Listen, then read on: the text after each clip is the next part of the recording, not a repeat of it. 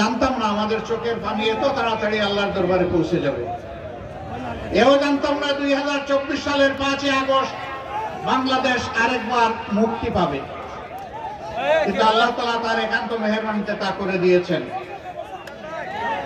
জনগণ এখন দাবি আদায় করতে শিখেছে, খুব ভালো। এই জন্য সাংবাদিক ভাইদেরকেও তাদের দায়িত্ব পালন করতে দিবে না। পিছন থেকে কামান করছে, মিয়া তোমরা বসো। তো ওনারা বসলে আপনাদের ছবি বাংলাদেশে যাবে কিভাবে? রিয়া এসে শেষ। প্রায় 2000-এর মতো আমাদের বুকের ধন,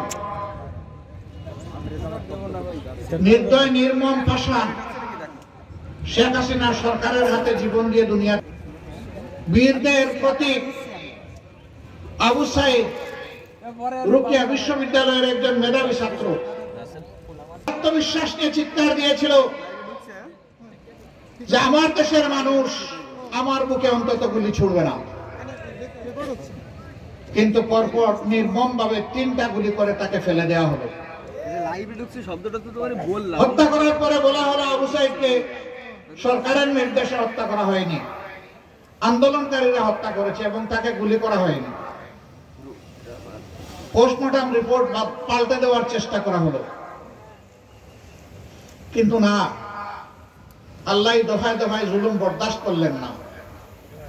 এক আবু সাইদের এই অবস্থা দেখে সারা দুনিয়া কেঁপে উঠল, শুধু বাংলাদেশ না, দুনিয়ার বিভিন্ন জায়গায় তার বিরুদ্ধে প্রতিবাদ হলো। মানবাধিকার সংগঠনগুলো প্রতিবাদ করলো, বিভিন্ন রাষ্ট্র প্রতিবাদ করলো। সে জনগণের মুক্তির আন্দোলনের বিশ্বময় প্রতীক হয়ে বীর হয়ে উঠল। আর বাংলাদেশের যুবক যুবতীরা বলল, আমাদের এক ভাই দেশ এবং জনগণের দাবি আদায়ের জন্য যেভাবে জীবন দিয়েছে, আমরা লাখো যুবক যুবতী আজকে সেই দাবি আদায় করার জন্য রাস্তায় নেমে পড়লাম। আরো এখন গুলি করো। স্বরাষ্ট্রমন্ত্রী, ঘাতক স্বরাষ্ট্রমন্ত্রী পুলিশকে বলে গুলি করে শেষ করছে না কেন?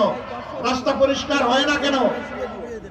পুলিশ জবাব দেয়, স্যার একটা মারি একটাই পড়ে, বাকিরা দাঁড়িয়ে থাকে স্যার, সরেও না।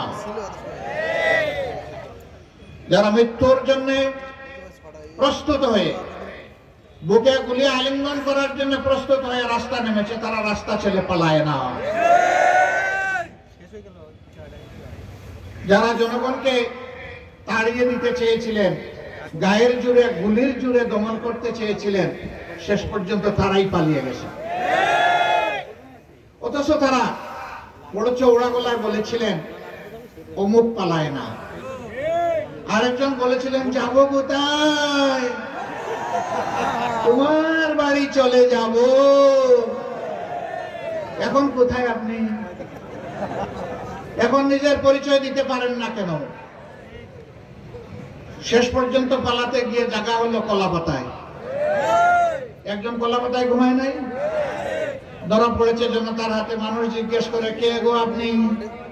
বলে, আমি শামসুদ্দিন চৌধুরী। বিচার করবেন, আপনি বিচারের আসনে বসে সাইদি সাহেবকে কিভাবে হত্যা করা যায় ফাঁসি দিয়ে সেই হুঙ্কার আপনি দিয়েছিলেন।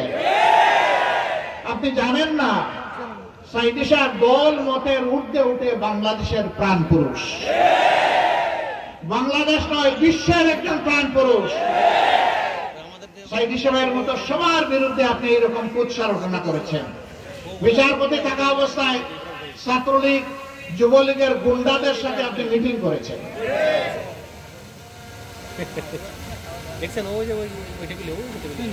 এই ছিল শেখ হাসিনার অবস্থা, তার সরকারের অবস্থা। তারা বলল বাংলাদেশকে তারা উন্নয়নের মহাসড়কে এনে হাজির করেছে, বাংলাদেশ উন্নয়নের রোল মডেল। মহাসড়ক খুঁজে পাওয়া না গেলেও রোল মডেল পাওয়া গেছে। এই কিছুদিন আগে আপনারা দেখেছেন মিডিয়ায়, শেখ হাসিনার বোনের মেয়ে টিউলিপ, ইংল্যান্ডের সৌভাগ্যক্রমে সে একজন মন্ত্রী হয়েছিল। এখন রূপপুর পারমাণবিক কেন্দ্রে সে এবং তার পরিবার, তার খালা, তার মা আর সে, 3 জনে মিলে 57,000 কোটি টাকা চুরি করেছে।